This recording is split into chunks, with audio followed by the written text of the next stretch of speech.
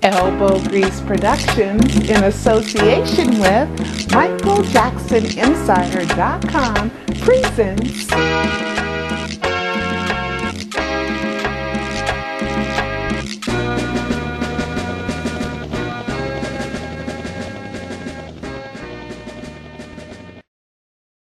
Welcome to MichaelJacksonInsider.com, where we bring you information regarding the King of Pop. It could be old information, it could be historical, or it could be what's happening in Michael Jackson's future.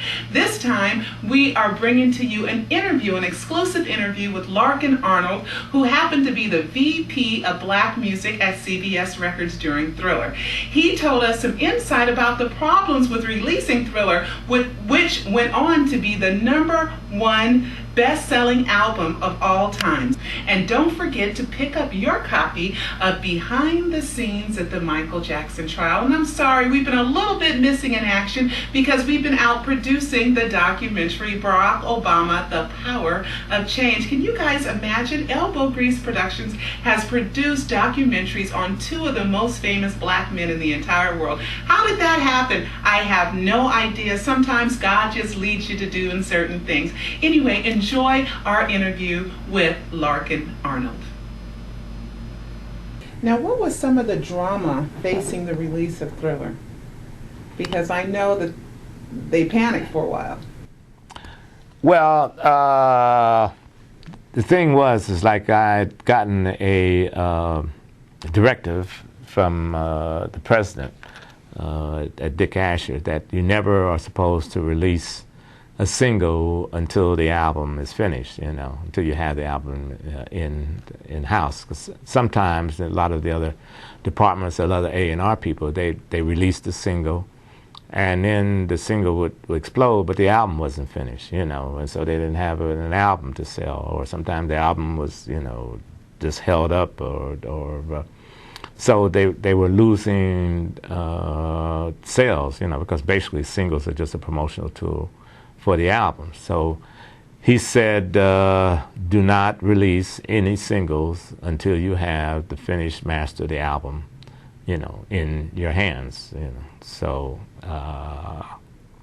that was the directive. And but when we were finishing the record, about to finish, and Quincy said, well, listen, Larkin, I'd like to get this record out, in time to take advantage of, the Christmas opportunity, to have it happening by that time. So, why don't we go ahead and put out the single, And I said, well, are you sure? He said, well, don't worry about it. It's going to be finished, and it was right. So we released. I went ahead and I took the chance, and I put out, The Girl Is Mine.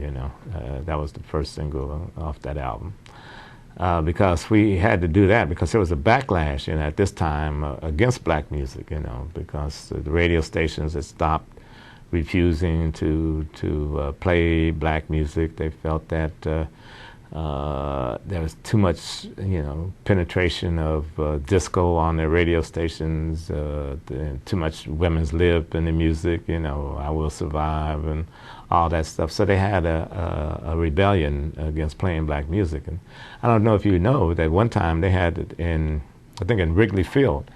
A couple of radio stations had taken all these disco records and radio and singles and stuff like that, and emptied them on the field in the baseball stadium, and then took what's those big rollers, construction rollers, and rolled over all the disco records and crushed them and everything, And so they had just basically refused to stop playing black music on pop radio.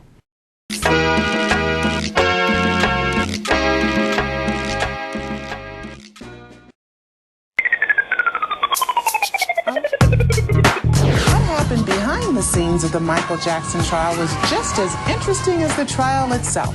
A lot of stuff that's going on at this point. This is his darkest hour. We're here for him. We love him. We support him 1,000,000%. Michael's innocent. Most of the evidence that I've seen that he's guilty of sin. Michael Jackson pretty much is exactly what I thought he would look like. I think Michael Jackson looks like Speed Racer. think Tom Sneddon is the devil. Put your hands up, Michael Jackson! I'm Peter Pan's sister. Jesus is no homo! Lots and lots of girly magazines. The father, Joe Jackson, shoots bubbles. I want to talk about this mama. Diane Diamond gets her butt up in the mix. Just cheer sometimes, Diane! I think he's very misunderstood. Very misunderstood. Very misunderstood. Peace out. Behind the scenes at the Michael Jackson trial. Available at Amazon.com.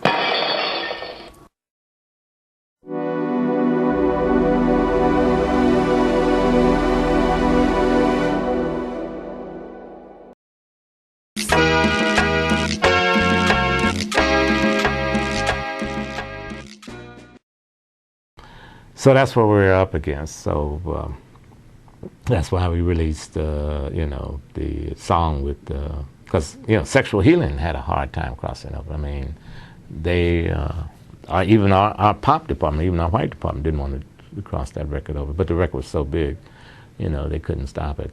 But back to Okay. so you released the record when the album wasn't finished. Right. So tell that story. Okay, so we released that record, and I went over to hear the final mix of the album and basically, get the situation, the masters of the completed album, and it didn't sound anything like some of the songs that I'd heard before when they had done the rough mixes. And the first mix, it's just absolutely horrible. I mean, it lost a lot of the brightness, the clarity, the rhythm. It was just not there. So Quincy said, "No, I can't give you this record, Larkin. We got to do this all over again. We got to send this. I got to remix all of these songs all over again." And I'm saying, "Oh my God!" I said, "Their albums, the singles out, and if the single really takes off," and he said, "Don't worry about it. I get it remixed, and I'll get it back over to you in I think 10 days or something like that." But I already this time I did not have the master in time to meet the release schedule, so it was kind of nerve-wracking, to see, but he finished it. Between the time that you released The Girl Is Mine to the time you actually had the master finished. Mm-hmm. Well, it was about 2 weeks late from the day that I was supposed to, you have to submit it, to the company. They have to make masters. I mean, it's a process. So it takes, even from the day I get it, it takes almost a month to put it into the system to the final record is in the stores. So I was already, behind schedule now. The question was, but fortunately, they did a great job. They got it, and I was able to push the record through the system and catch up. And the rest, as they say, is history.